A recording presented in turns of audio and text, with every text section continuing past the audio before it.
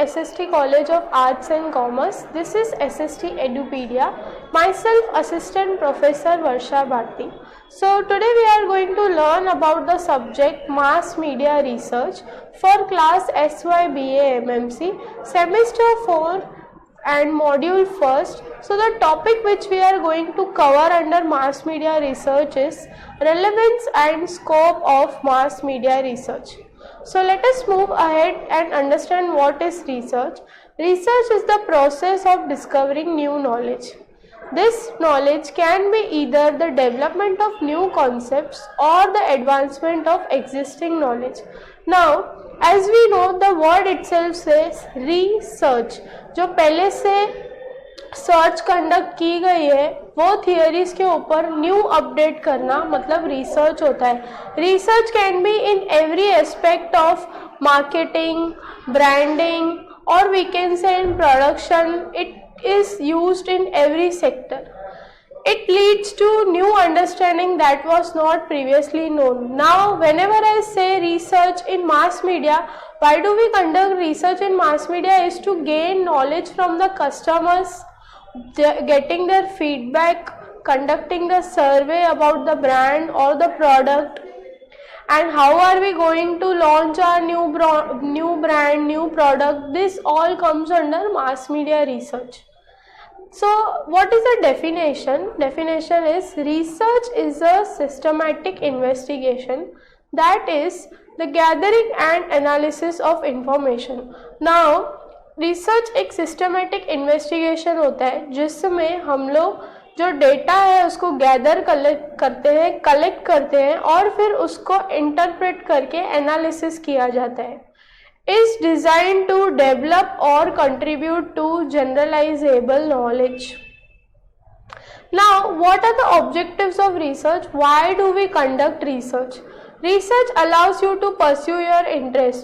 जिसको रिसर्च करना है उनके इंटरेस्ट के बारे में वो अपने इंटरेस्ट को परस्यू करके उसके बारे में और नॉलेज को अपडेट करके लोगों के लिए वो एक अच्छा प्लस पॉइंट ऐड कर सकते हैं. Whoever is interested in that particular topic, they will get a proper research so that they can read it or they can use it for their knowledge. To learn something new, to hone your problem solving skills. Now why do we conduct research is to learn something new, getting new ideas, generating new knowledge, to challenge yourself in new ways, to understand the phenomena, situation or behavior under study. Now जो topic हम लोग ले रहे हैं उसको in and out समझना है, ये हमारा ऑब्जेक्टिव होता है. इससे क्या होता है हम लोग सारी चीज़ों से अवेयर हो जाते हैं जो हमारे टॉपिक के बेसिस पर है. So the phenomena, the situation and the behavior. To study, to test existing theories and to develop new theories on the basis of existing ones. Existing ones हम लोग already use कर रहे हैं. अब अगर हम लोग उसको update करेंगे तो हम लोग new theories develop कर रहे हैं new generations के लिए. Research related activities contribute to forming new knowledge and expanding the existing knowledge base. अब जो हमारे पास ऑलरेडी नॉलेज है शेयर करने के लिए उसको और अपडेट करना, उसको और एक्सपांड करना to share it with everyone. Now other objectives of research are to gain familiarity with the phenomena. जो टॉपिक है जिसके ऊपर हम लोग रिसर्च करने वाले उससे एक अच्छी फेमिलियरिटी गेन करना. To portray accurately the characteristics of a particular individual, situation और अ ग्रुप. अब हमारी जो टारगेट ऑडियंस रहती है उसके प्रॉपर कैरेक्टरिस्टिक्स, उसके डेमोग्राफिक्स, उसके साइकोग्राफिक्स, उसकी लाइकिंग्स, उसकी डिसलाइकिंग्स, उसकी अर्निंग, उसका फैमिली बैकग्राउंड, ये सारी चीज़ों को कलेक्ट करके हम लोग एक प्रॉपर टारगेट ऑडियंस सेट करते हैं.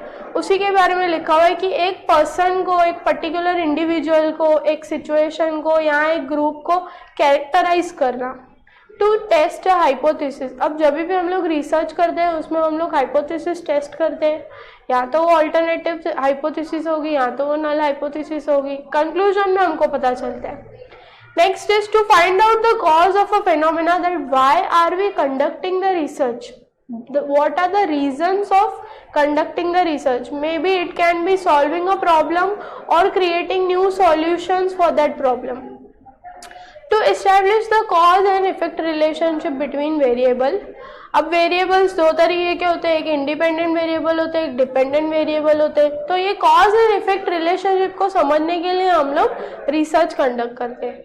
Next is to explore new ideas and thoughts, to experiment new methods of problem solving. है ना, हम लोग रिसर्च इसीलिए ही करते हैं ताकि हम लोग न्यू प्रॉब्लम सॉल्विंग सॉल्यूशन सोच पाए, जनरेट कर पाए, so that it can be used further. Now let us understand scope of mass media research. So the first topic is find out about target audience. अब अगर हम लोग mass media research की बात कर रहे हैं, सबसे पहला हमारा फोकस होना चाहिए टारगेट ऑडियंस, कि क्या पसंद है उनको, क्या नहीं पसंद है. जो उनको पसंद है हम वही बेनिफिट्स, वही चीज़ें ऐड करेंगे, अपडेट करेंगे. लेट सपोज अगर मैंने कोई न्यू प्रोडक्ट लॉन्च किया और मैंने उसको सर्वे लिया, 3-4 लोगों को सैम्पल प्रोडक्ट्स दिए और जो मेरे रिस्पोंडेंट्स हैं उनसे मैंने फीडबैक लिया. जो भी चीज़ें वो मुझे ऐड करने को बोलेंगे, I will keep that in mind and I will update that product to make it more better for the uses and benefits of the target audience. Research thus aids decision making. अगर हम लोगों को काफ़ी चीज़ें knowledge gain हो जाएगा about the topic, that how, where, what, this all questions will be answered, then we will be very fluent in answering and making decisions regarding the brand and the product. So the decision making process becomes very much easier. Understanding numbers, audience size, profit and unit sales. This is what I was saying. अगर हम लोग कोई research start कर रहे हैं किसी product के लिए या ब्रांड के लिए, तो हम लोग पहले उसकी प्रीवियस पास्ट एक्टिविटीज़ को लर्न करेंगे. We will understand what was the audience size, what were the profits they making, what number of unit sales, how many unit sales. 3-step process to reach the goal of getting the highest number. अब इसमें ना एक process बताया इन्होंने कि how can we reach the highest number of audience, to find out what the people want. अब जो हमारे टारगेट ऑडियंस है, कस्टमर्स है और रीडर्स है, इन सबको क्या अच्छा लगता है, क्या चाहिए, we need to understand that. Second is to give it to them. अब जो हमको समझ में आया है कि ये चीज़ इन लोगों को लैकिंग लग रही है हमारे प्रोडक्ट में, we will update it and then we will give it to them. Tell them that you gave it to them. फिर उनको खुश करना कि हाँ ये हमने आपके लिए ही किया, this is just for you, like you asked us from. In mass media research, it is important criteria of decision making regardless of the media, broadcast, outdoor, etc. Now, when do we use research? We use research in different media forms.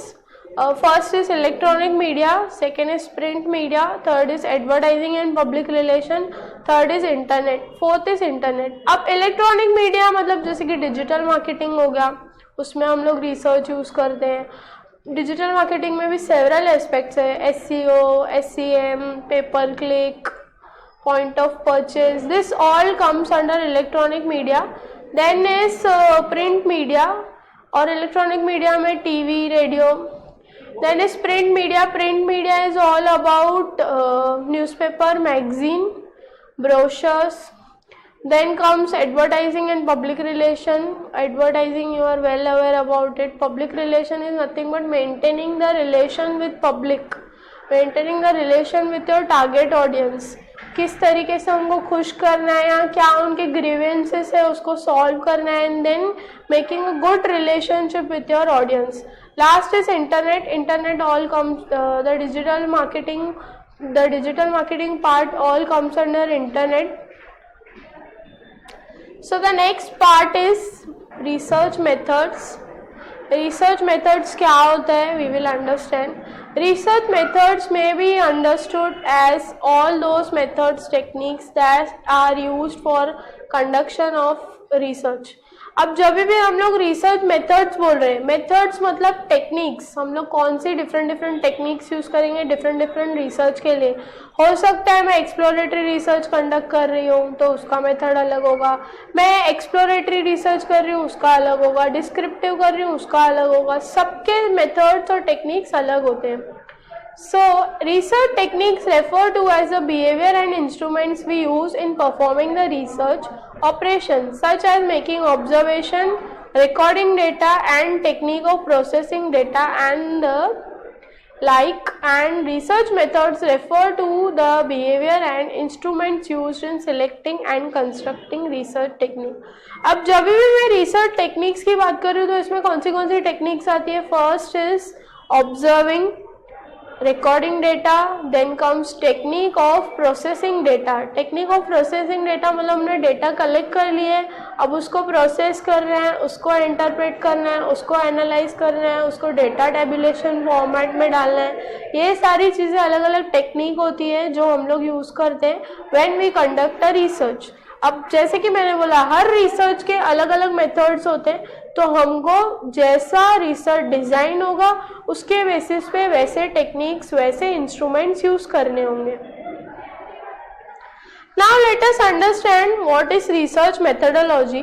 अब पहले हम लोगों ने पढ़ा what are the research methods. Now we will understand what is research methodology. Research methodology is a way or approach to systematically solve the research problem. अब ये एक तरीके का systematic approach होता है जो हम लोग को यूज़ करना होता है। I can say steps होते हैं जो हमको follow करने होते हैं। Every particular research design has its own approach which we use systematically to solve the research problem. It may be understood as a science of studying how research is done scientifically. इसी basis पे हम लोग research को scientifically solve करते हैं। ये एक ऐसा प्रोसेस है जिसमें हम लोग सिस्टमैटिकली सारे अप्रोचेस यूज़ करके हर एक अलग टाइप के डिज़ाइन को उसकी मेथडोलॉजी के अकॉर्डिंग सॉल्व करते हैं। So let us understand what are the steps involved in research process. First is defining research problem. जो हमारा प्रॉब्लम है, जो हमारा टाइटल होगा उसको हमको डिफाइन करना है। Second is reviewing the available literature. Now what do we do is reviewing the literature. Literature मतलब जो हमारे रिसर्च से रिलेटेड जितना भी लिटरेचर रिटन फॉर्मेट में, न्यूज़पेपर्स, जर्नल्स, बुक्स, ये सारी चीज़ों में जो पहले से प्रीवियस रिसर्च पेपर बने हुए हैं वो सारी चीज़ें लिटरेचर को कंसिडर की जाती है। उसका एक अच्छे तरीके से रिव्यू करना, कलेक्शन के बाद उसका रिव्यू होगा and then we will use it in our research. Third is formulating hypothesis. दो हाइपोथेसिस होते हैं, नल हाइपोथेसिस होते हैं, ऑल्टरनेटिव हाइपोथेसिस होते हैं। We need to test it and we will understand the results in the conclusion of the report. Then comes research design. अब अलग अलग तरीके की रिसर्च डिज़ाइन होती है, डिपेंड करता है क्या प्रॉब्लम है। It can be exploratory research design, it can be descriptive research design, अलग अलग तरीके की होती है। So we will use different research design for particular problems. Next comes determining sample design. That what sample design, how many samples, the number of respondents. This is all carried under the fifth step, that is determining sampling design. Next is collecting data. We need to collect data. We can collect data by different methods. That is, we can do observation, we can do survey offline, online, we can do in-depth interviews. ये सारी चीज़ें होती है qualitative data collection and quantitative data collection. We will learn this further in second chapter. So आज मैं हम लोग एक gist बता रही हूँ कि ये सारे steps actually में है क्या। Next is analysing data. अब हम लोगों ने डेटा कलेक्ट कर लिया, अब हमको उसको एनालाइज करना है। कौन सी इन्फॉर्मेशन फैक्चुअल है, कौन सी इन्फॉर्मेशन यूज़फुल होगी हमारी रिसर्च के लिए, कौन सी अननेसेसरी है उसको हम लोग नहीं यूज़ करेंगे। Then is testing the hypothesis. Like I said, जो हमारे हाइपोथेसिस, हम लोग दो हाइपोथेसिस स्टेट करेंगे, उसको हम टेस्ट करेंगे। In the conclusion we will understand कौन सा हाइपोथेसिस ट्रू है। Ninth step is generalization and interpretation. जितने भी हमने डेटा कलेक्ट की, जितना भी हमने रिसर्च कंडक्ट किया, लास्ट में हमको उसको इंटरप्रेट करना है. And the last is presentation of report. So these were the steps involved in research process. In the next video we will understand further. Thank you very much.